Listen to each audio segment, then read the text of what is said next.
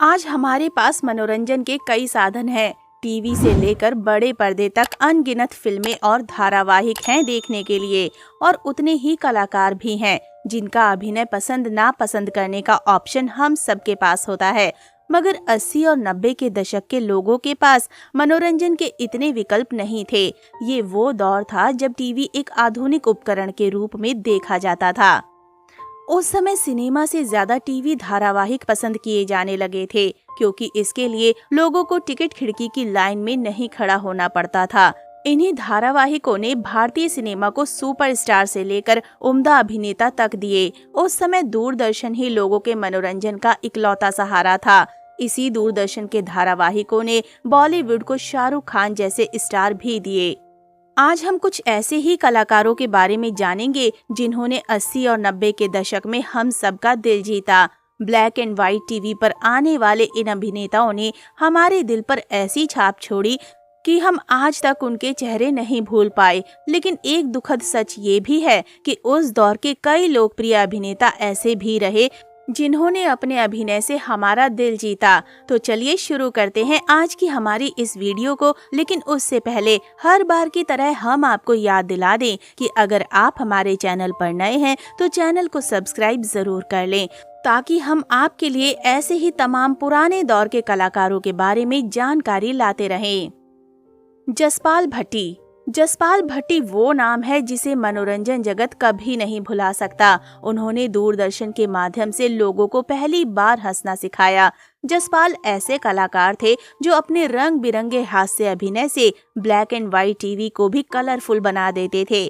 साल 1989 में जसपाल भट्टी flop show नामक सीरियल से लोगों के सामने आए और हमेशा के लिए लोगों के दिलों में बस गए। हालांकि अचानक इस शो को बंद करना पड़ा। इसके अलावा भी उन्होंने मनोरंजन जगत को बहुत कुछ दिया। 25 अक्टूबर 2012 को अपने बेटे की फिल्म की प्रमोशन के लिए जा रहे थे। उसी दौरान कार दुर्घटनाग्रस्त हो गई और जसपाल भट्टी इस हादसे में दुनिया से चल बसे।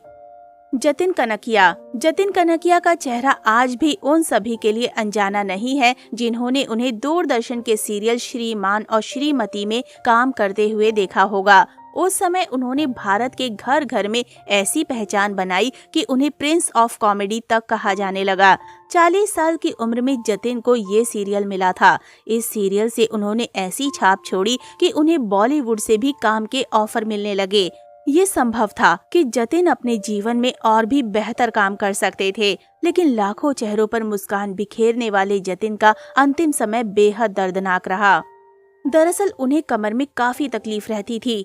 उन्होंने इस दर्द को आम समझा, लेकिन हालत बिगड़ने पर जब चेकअप कराया तब उन्हें ये जानकारी मिली कि वो खतरनाक पैनिक्रियाटिक कैंसर से पीड़ित हैं। लंबे समय तक इलाज चलने के बाद जतिन इस दुनिया को 86 साल की उम्र में अलविदा कह गए।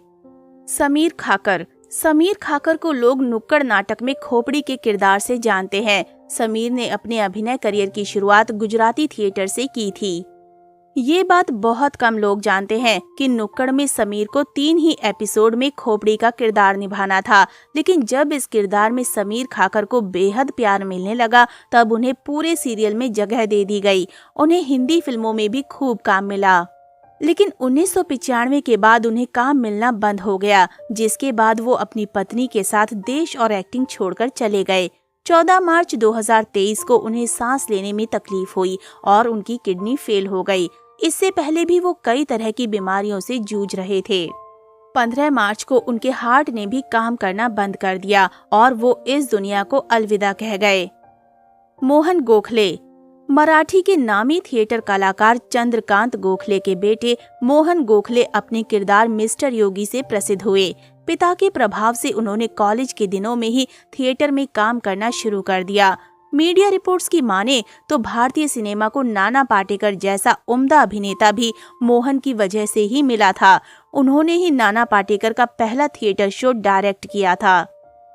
भारत एक खोज और शक्तिमान जैसे शोज में काम करने वाले मोहन गोखले के आखिरी दिन बहुत कष्ट में बीते।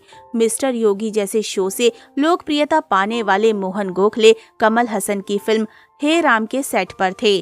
शूटिंग के बीच अचानक उनके सीने में दर्द होने लगा और केवल 45 साल की उम्र में उन्होंने इस दुनिया को अलविदा कह दिया। प्रिया तेंदुलकर उन अभिनेत्रियों में से रहीं जिन्हें कम स्क्रीन टाइम में भी लोगों के दिलों पर छाप छोड़ना आता था। हम 5 में उनका किरदार सिर्फ दीवार पर लटकी फोटो में दिखाया गया था, लेकिन इसके बावजूद उन्होंने अपने चेहरे के हाव भाव और अपने संवादों से सबका दिल जीत लिया। वो 80 से 90 के दशक में मनोरंजन जगत का जाना माना नाम बन गई थी। 15 साल की छोटी उम्र से ही अभिनय कर रही प्रिया ने अचानक एक्टिंग छोड़ दी और एक 5 स्टार होटल में रिसेप्शनिस्ट बन गई। वहां मन ना लगने पर वो एयर होस्टेस बनी। फिर उन्होंने मॉडल और न्यूज रीडिंग में हाथ आजमाया, लेकिन अंत में किस्मत ने उन्हें कलाकार बना ही दिया। श्याम बेनेगल की फिल्म अंकुर से फिल्मी करियर की शुरुआत करने वाली प्रिया ने 1985 में हिंदी शो रजनी से घर घर में लोकप्रियता पाई। इनके जीवन में भूचाल उस समय आया जब उन्हें अपने कैंसर के बारे में पता चला, जिसके बाद इनकी हालत खराब होती गई। शरीर के बाकी अंगों ने भी काम करना बंद कर दिया था और फिर 47 साल की उम्र में उनका निधन हो गया।